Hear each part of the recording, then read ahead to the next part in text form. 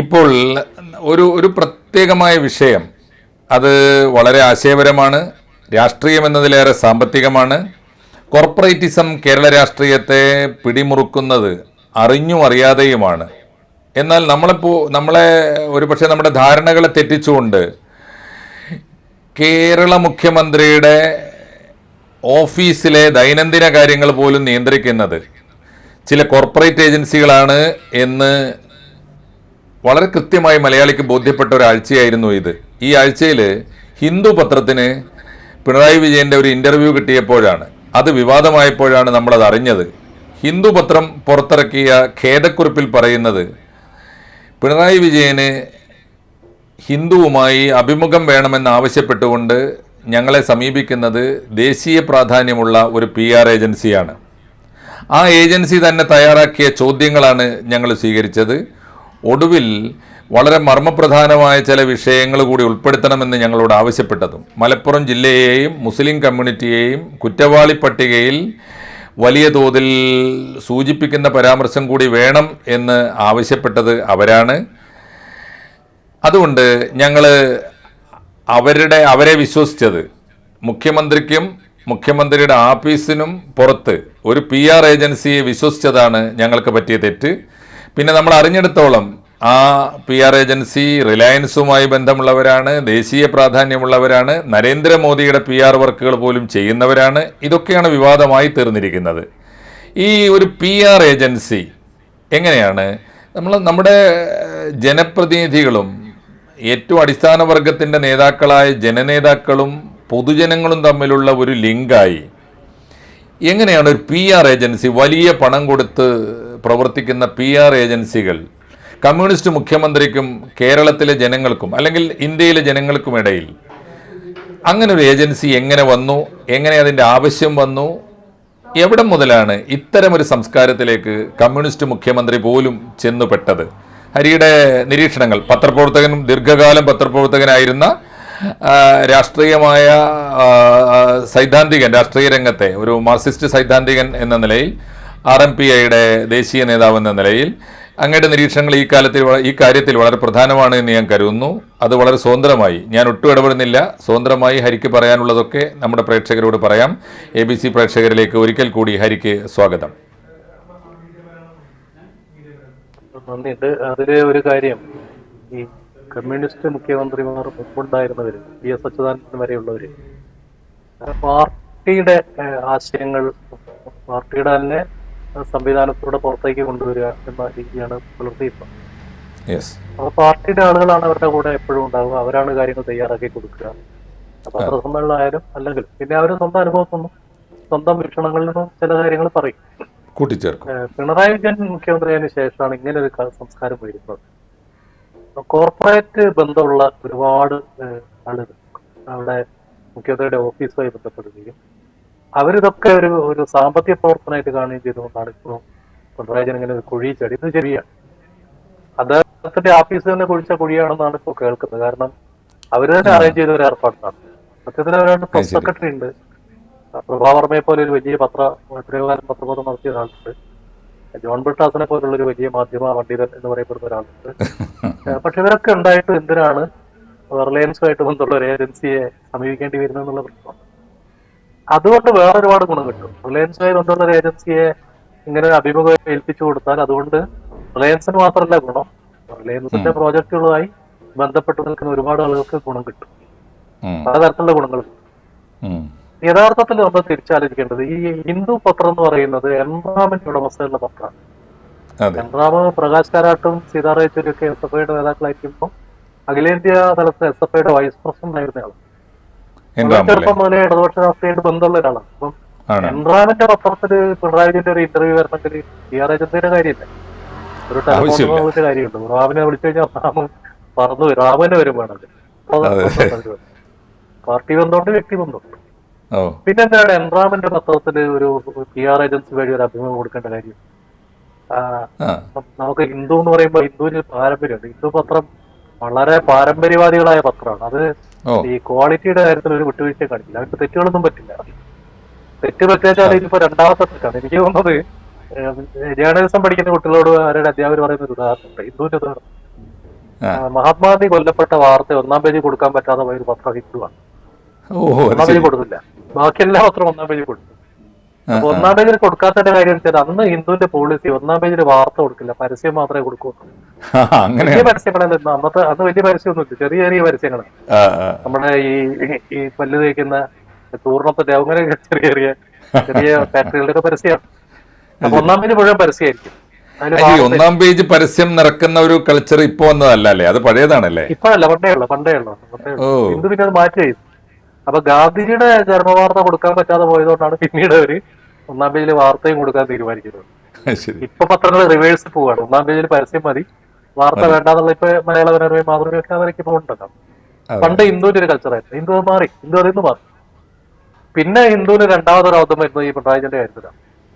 വേദം പ്രകടിപ്പിക്കേണ്ടി വരിക എന്ന് പറഞ്ഞാല് വേദം പ്രകടിപ്പിക്കേണ്ടി വന്ന ചെറിയ കാര്യമില്ല. ഓൾ ഇന്ത്യ തലത്തിൽ വലിയ റെപ്യൂട്ടേഷൻ ഉള്ള വലിയ ഇടത്തരക്കാരില് സ്വാധീനമുള്ള പത്രമാണ്. അപ്പൊ അവർക്ക് ഒരു അബദ്ധം പറ്റുക എന്ന് പറഞ്ഞാൽ ചെറിയ കാര്യം. അപ്പൊ ഇതെന്തിനാണ് ഇയാളെ ഈ ഒരു ഏജൻസിയെ ഈ പിണറായി വിജയന്റെ ഓഫീസ് ചുമതലപ്പെടുത്തുന്നത്? അതാണ് പ്രശ്നം.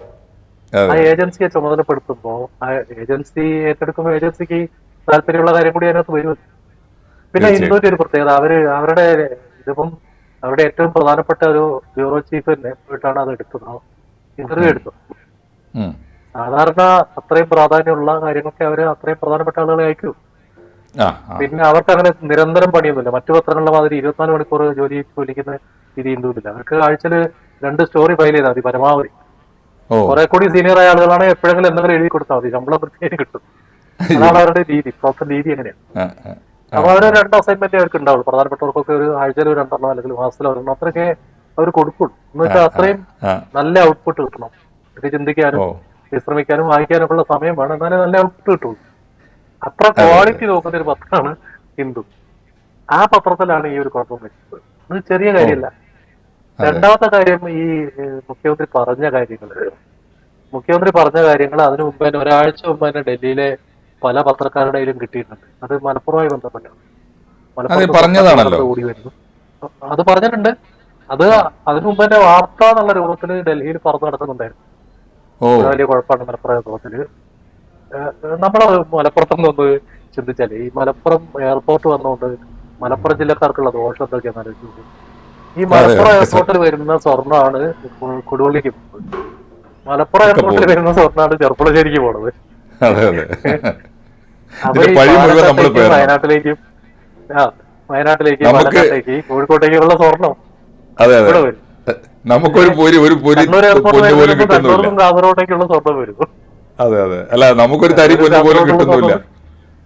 ഇവിടെ ഒന്നും കിട്ടുന്നില്ല. ഇവിടെ വരുന്ന ആളുകൾക്ക് സ്വർണം കടത്താൻ പോകുന്നവർക്ക് ഒരു ഫ്ലൈറ്റ് ടിക്കറ്റ് അല്ലേ കിട്ടുക, അല്ലെങ്കിൽ 10,000 രൂപയുടെ കിട്ടുക. സ്വർണം എവിടേക്കാ പോകുന്നത്? നമ്മളിപ്പോ സ്വർണത്തെ കുറിച്ച് ചർച്ച ചെയ്യുമ്പോൾ ഒരു ഗവൺമെന്റ് സ്വർണം കള്ളക്കടത്തായാലും അല്ലെങ്കിൽ അത് തടയൂല. കാരണം അത് രാജ്യത്തിന്റെ അസറ്റാണ്. സർക്കാരുകളിലൊക്കെ പുറമെ കാണിക്കുന്നതൊക്കെ അഭ്യാസമാണ്. കാരണം ഈ വരുന്നത് രാജ്യത്തിന് ഗുണമാണ്, രാജ്യത്തിന്റെ സമ്പത്തിന്റെ ഭാഗമായിട്ട് മാറല്ലേ. അതുകൊണ്ട് ആ നിലയ്ക്ക് അവൻ ചെറിയ അഭ്യാസം കാണിക്കുന്ന ഒരു പഴയ ശീലത്തിന്റെ ഭാഗമായിട്ടാണ്. പിന്നെ ഈ സ്വർണം പോകുന്ന എവിടേക്കാ? സ്വർണം കൊണ്ടുവരുന്നവരല്ലല്ലോ, സ്വർണം കൈകാര്യം ചെയ്യുന്ന ആരാ? ഏത് ജ്വല്ലറിയിലേക്കാണ് പോകുന്നത്? ഏത് ജ്വല്ലറി ആണ് അത് സ്വർണ്ണാക്കി ആഭരണാക്കി വിറ്റ് പണം ഉണ്ടാക്കുന്നത്? അതിന്റെ ടാക്സ് ഗവൺമെന്റ് പിടിക്കും, അങ്ങനെ കുറെ കാര്യമുണ്ടായി.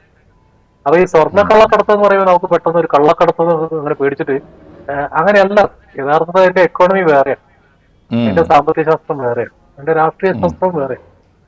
അപ്പൊ ഈ മലപ്പുറത്ത് ഇത് വന്ന് ഇറങ്ങുമ്പോ കോഴിക്കോട്ടുകാരും പാലക്കാട്ടുകാരും വയനാട്ടുകാരും ഒക്കെ ഇവിടുന്ന് സ്വർണം കൊണ്ടുപോയിട്ടാണ് കാര്യങ്ങൾ നടന്നത്. പേര് മലപ്പുറം എയർപോർട്ടിലാണ്. അതൊരു വാർത്തയായിട്ട് വരും. അതൊരു വലിയ കുഴപ്പമാണ്. മുഖ്യമന്ത്രി കാണിച്ച ഏറ്റവും വലിയ മണ്ടത്തരാണ്, അദ്ദേഹത്തിന്റെ രാഷ്ട്രീയ ജീവിതത്തിലെ ഏറ്റവും വലിയ മണ്ടത്തരാണ്. മണ്ടത്തര എന്ന് പറയുന്നത് എന്താ വെച്ചാൽ, ഇതിനേക്കാൾ സ്വർണം നയതന്ത്ര ബാഗേജ് വഴി തിരുവനന്തപുരം എയർപോർട്ടിൽ ഇറങ്ങിയിട്ടുണ്ട്. തിരുവനന്തപുരം മുഖ്യമന്ത്രിയുടെ മൂക്കിന്റെ കീഴെയാണ്. തിരുവനന്തപുരത്തുകാരെല്ലാം ഇങ്ങനെ സ്വർണ്ണ കള്ളക്കടത്ത് നടത്തി ജീവിക്കാന്ന് പറയാൻ പറ്റുമോ? അങ്ങനെ പറഞ്ഞാൽ മുഖ്യമന്ത്രിക്ക് അവിടെ ഇരിക്കാൻ പറ്റുമോ? ഇരിക്കാൻ കഴിയില്ല. അദ്ദേഹം ശ്രദ്ധിക്കേണ്ട ഒരു കാര്യമില്ല.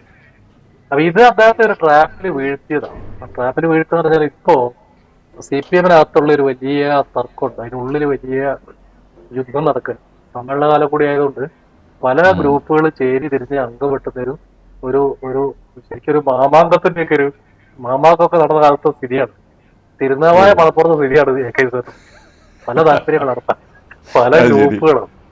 അപ്പൊ അല്ല. ഇതിൽ ആരാണ് മുഖ്യമന്ത്രിക്ക് ഈ പാര വെച്ചത്, ഈ പണി കൊടുത്തത് പാർട്ടിയിലെ ഗ്രൂപ്പിസമാണെന്നാണോ? തീർച്ചയായിട്ടും മുഖ്യമന്ത്രിയുടെ ഓഫീസിൽ നിന്നാണ് ഈ ഏജൻസിയെ ഏൽപ്പിച്ചത് എന്നുള്ള വാർത്തകൾ വരുന്നുണ്ട്. ഓ, ഇപ്പൊ ചില പത്രങ്ങളൊക്കെ മുഖ്യമന്ത്രിയുടെ ഓഫീസിൽ ഉന്നതൻ എന്ന് പറയുന്നത് ഏതാണ് ഉന്നതൻ അവർ പറയുന്നത്, ആ പേരൊക്കെ പറഞ്ഞാൽ മതി. പക്ഷെ അതെ, പേരില്ലാത്ത ഏതോ ഒരു ഉന്നതം വന്നിട്ട് ഈ തീർച്ചയായും. ഏജൻസിയെ ഏൽപ്പിച്ചിരിക്കുന്നു. അതെ അതെ. ഏജൻസി ഏൽപ്പിക്കുന്ന ഏതായാലും കാര്യം പ്രഭാവർമ്മയ്ക്ക് അതിനൊന്നും നേരം ഉണ്ടാവില്ല എന്ന് വിചാരിക്കാല്ലേ? എങ്ങനെ പ്രഭാവർമ്മയ്ക്ക് അതിനൊന്നും നേരം കിട്ടിയിട്ടുണ്ടാവില്ല. പ്രഭാവർമ്മ കവിതയൊക്കെ എഴുതി കൂടുവെച്ചു. വേറെ രണ്ട് ഉന്നതന്മാരുണ്ട്. ഒരു ഉന്നതൻ ഡൽഹിയിലാണ്, ഒരു ഉന്നതൻ തിരുവനന്തപുരത്താണ്. അതിന് ആ രണ്ടുപേരിൽ ആരാണ് എന്ന് സംശയിക്കേണ്ടത്. അതേതായാലും രണ്ടുപേരും കാത്തിരുന്ന് കാണാം. വിശ്വസിച്ചുള്ളവരല്ല. അവര് കൂടെ നിൽക്കുന്നവർക്ക് പണി കൊടുക്കുന്ന ആളുകളാണെന്നുള്ളതുകൊണ്ട് ഒരു ഉന്നതൻ വളരെ കളങ്കിതനായി മലയാളിക്ക് അറിയാവുന്ന ഒരാളാണ്. അതെ അതെ. നമുക്ക് നോക്കാം. അതുകൊണ്ട് ഇതൊരു ട്രാപ്പാണ്. ആ ട്രാപ്പിൽ അദ്ദേഹം വീണു പോയതാണ്. പാവം മുഖ്യമന്ത്രി വീണു പോയതാണ്, കുഴിയിൽ വീണു പോയതാണ്. അത് ഏതായാലും മുഖ്യമന്ത്രിയുടെ ഓഫീസ് പിണറായി വിരുദ്ധ പാർട്ടിയിലെ വിഭാഗത്തിനും അവരെ മുൻനിർത്തി പാർട്ടി സമ്മേളനങ്ങളിൽ നടക്കുന്ന കോലാഹലങ്ങൾക്കും മാമാങ്കങ്ങൾക്കും ഇടയിലെ ഒരു എപ്പിസോഡ് മാത്രമാണ് ഈ PR ഏജൻസി എന്നാണ് ഹരിയുടെ നിരീക്ഷണം. തീർച്ചയായിട്ടും ഞാൻ അങ്ങനെയാണ് കേൾക്കുന്നത്. കാരണം അതെ, അതുകൊണ്ട് തീർച്ചയായിട്ടും. ഉണ്ടായ ക്ഷീണം ചെറുതല്ല. അത് വളരെ വ്യത്യസ്തമായൊരു സമീപനമാണ്, വ്യത്യസ്തമായൊരു നിരീക്ഷണമാണ്. മലയാളി ഈ വാർത്തകളുടെ കോലാഹലങ്ങൾക്കിടയിൽ ഒട്ടും ഈ ഇങ്ങനെ സൂക്ഷ്മമായൊരു നിരീക്ഷണം കേട്ടിട്ടില്ല. അതുകൊണ്ട് ഹരിയുടെ ഈ നിരീക്ഷണം മലയാളിക്ക് നമ്മുടെ പ്രേക്ഷകർക്ക് നമ്മൾ പങ്കിടുന്നു. അവസാനിപ്പിക്കുമ്പോൾ എന്തെങ്കിലും കൂട്ടിച്ചേർത്ത് പറയാനുണ്ടെങ്കിൽ പറഞ്ഞുകൊണ്ട് അവസാനിപ്പിക്കാം. ഹരി, അതിൽ ഒരു കാര്യമുള്ളൂ. ഈ മലബാറിലെ മുസ്ലിം സമൂഹത്തെ ഒന്നിച്ചെടുത്തിട്ട് ആക്രമിക്കുമ്പോൾ ഈ കഴിഞ്ഞ അസംബ്ലി തെരഞ്ഞെടുപ്പിലായാലും പഞ്ചായത്ത് തെരഞ്ഞെടുപ്പിലായാലും ഒക്കെ പിണറായി വിജയന്റെ മന്ത്രിസഭ വരാനുള്ള ഒരു പ്രധാനപ്പെട്ട കാരണം മലബാറിലെ മുസ്ലിം വോട്ടിൽ വന്ന ഷിഫ്റ്റാണ്. മലബാറിലെ മുസ്ലിങ്ങള് പിണറായി വിജയന് അനുകൂലമായിട്ട് നിന്നു, വോട്ട് ചെയ്തു. അതുകൊണ്ടാണ് ഒരുപാട് സീറ്റുകൾ ഇവിടുന്ന് ജയിക്കാൻ പറ്റിയത്. പലപ്പോഴും UDF വിട്ട് അവര് അസംബ്ലിയിലേക്കുള്ള തെരഞ്ഞെടുപ്പിൽ പിണറായി വിജയന്റെ കൂടെ നിൽക്കുകയും ചെയ്തത്. പാർലമെന്റിൽ കോൺഗ്രസിനൊപ്പം നിൽക്കുമ്പോഴും അസംബ്ലിയിൽ പിണറായി വിജയന്റെ കൂടെ നിൽക്കുകയും ചെയ്തത്. ആ ഒരു മനോഭാവം മാറ്റുന്നതിന് ഈ ഇന്റർവ്യൂ വലിയ സഹായം ചെയ്തിട്ടുണ്ട്. അതിന് എന്ത് അഭ്യാസം കാണിച്ചാലും അതിന്റെ തിരിച്ചെടുക്കുക എളുപ്പമല്ല അല്ലേ? എളുപ്പമല്ല. ആ പരിക്ക് ഉണക്കിയെടുക്കാൻ CPM ഒരുപാട് കാലം വിയർക്കേണ്ടി വരും. തീർച്ചയായും. ഓക്കെ, മാത്രമല്ല ഇനിയിപ്പം അതവരൊരു സമീപനായിട്ട് തെറ്റിദ്ധരിക്കപ്പെടാനും സാധ്യത. കാരണം CPMന്റെ നയം തന്നെ മാറിയിരിക്കുന്നു എന്ന രീതിയിൽ തെറ്റിദ്ധരിക്കപ്പെടും. Yes, okay Hari. ഒരു പക്ഷേ P. ജയരാജന്റെ പുസ്തകം കൂടി പുറത്തു വരുന്നതോടെ അദ്ദേഹം പൂർണ്ണമായിട്ടും നമുക്ക് അടച്ചു വെക്കേണ്ടി വരും. അദ്ദേഹം പറഞ്ഞിടത്തോളം മുസ്ലിങ്ങൾ വലിയ കുഴപ്പക്കാരാണെന്നുള്ള മനോഭാവത്തിലാണ് ആ പുസ്തകം എഴുതുന്നത്. അതിൽ തന്നെയാണ് ആ ആറ്റിറ്റ്യൂഡ് കൂടിയാണ് ആ പുസ്തകം വരാൻ പോകുന്നത് അല്ലേ? വരാൻ പോകുന്നത്. അത് വന്നു കഴിഞ്ഞാൽ ഏറെക്കുറെ മലബാറിന്റെ മുസ്ലിം കമ്മ്യൂണിറ്റി CPMനെ സമ്പൂർണ്ണമായി എഴുതിത്തള്ളാനുള്ള നടപടികളാണ് ഒന്നൊന്നായി സ്വീകരിച്ചു വരുന്നത്. തീർച്ചയായിട്ടും ബോധപൂർവമായാലും അല്ലെങ്കിലും ബോധപൂർവമാണ്, അല്ലാതെ അല്ല. CPMനകത്ത് അങ്ങനെ ബോധമില്ലാത്തൊരു കാര്യം അതിനകത്തൊരു രാഷ്ട്രീയ ലക്ഷ്യം. തീർച്ചയായിട്ടും. നന്ദി ഹരി, നമസ്കാരം. തീർച്ചയായിട്ടും നന്ദി, സന്തോഷം.